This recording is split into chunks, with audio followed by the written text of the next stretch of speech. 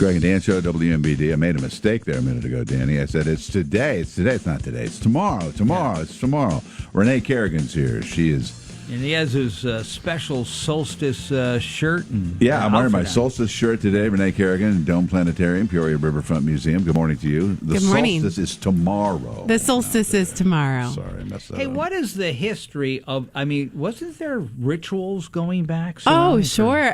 Cultures from around the world paid a lot closer attention to the sky in the past than we do now. So you can find cultural celebrations for the solstice in different cultures from really all around the planet. But some memorable things are the hinges that are built around the world. Like Stonehenge is actually a marker that aligns with the sun on the solstice and the equinoxes. If you were in the middle, you would see the sun rise around those stones at certain key days of the year. Did they have parties? I think they probably did have parties. Did. Yeah, big old parties. Those pagans, Greg, the pagan parties are great to go to. They're fantastic. So I know we always say the days start getting longer. Obviously, the time of the day is the same. It's the light. Right. So, and why does that happen again? So the Earth is tilted 23.5 degrees on its axis, and as it is orbiting the sun, the amount of direct sunlight that the northern hemisphere gets changes as we move through the year. So the two solstices, the summer solstice in the summer, the winter solstice at this time of the year, those happen when the Earth is tilted our part of the Earth is tilted away from the sun for the winter solstice, so we're getting a short amount of direct sunlight, or really towards the sun for the summer solstice, so we're getting extra direct sunlight. I would have to see this somehow at the Dome Planetarium, because I still don't understand on the same ball how we're cold and down there they're hot, and then it reverses, and how it. I can't. Well, we can show you. We can show you. There's actually some great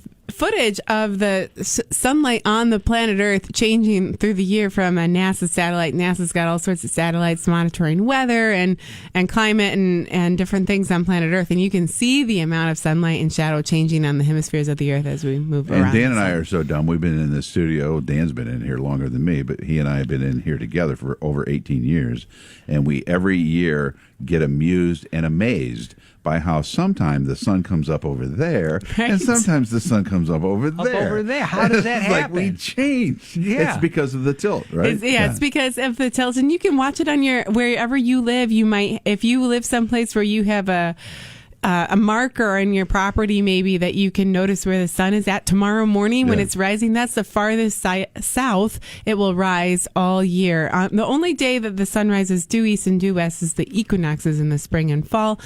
So if you're awake at around 6:30 in the morning tomorrow morning, notice where the sun is rising, and then maybe you'd have to wake up a lot earlier, but you could notice it in June for the summer solstice as well and be amazed. It is amazing. Well, here's the thing, because most of us are like, when the sun rises, we go, well, that's east. Oh, right. 100%. I was in East Peoria a couple of days ago as the sun was going down. I was trying to get on the ramp to get on the interstate to come home, and I saw the sun in the low part of the sky, and I was like, that's not west. Right? Yeah. I really got freaked out by that. Anything special at the Dome today or during this time for this? Well, we are doing a winter solstice yoga program in the planetarium, but it is sold out, so we're excited to do that. And what is that about? We're just I'll give a class with the stars. Yes, so we take out all the seats, and then so people can spread out their mats. I'll do a star talk talking about the solstice and what you can see in the sky, and then we have a yoga program in the planetarium with some very beautiful space images. What overhead. a beautiful way to do that. Yeah. Now, and scones? Do you have scones? I don't move any hinges into there for that. Now, sorry. One last thing, and that is, so starting tomorrow, the light of day gets a little bit just longer. a little bit longer each day. How much day? Like seconds? Just a few minutes at first, minutes, And then that will continue. That trend will continue. A little bit more light every single day, all the way up till the summer solstice in June. Well, time to get your lawnmowers ready, Greg. I have one last question that I would like to ask you. We are completely out of time. But do you know much about this laser video of a cat that was sent across the universe the other day?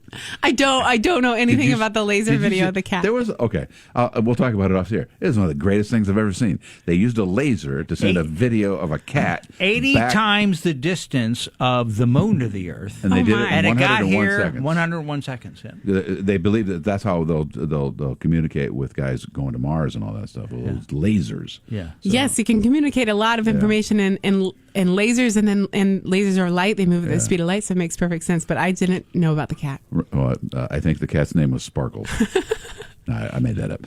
It's good to see you. As always, go to PeoriaRiverfrontMuseum.org for all the information about the museum as a whole and Dome Planetarium. Renae Kerrigan, always great. And have a happy holiday. We appreciate you.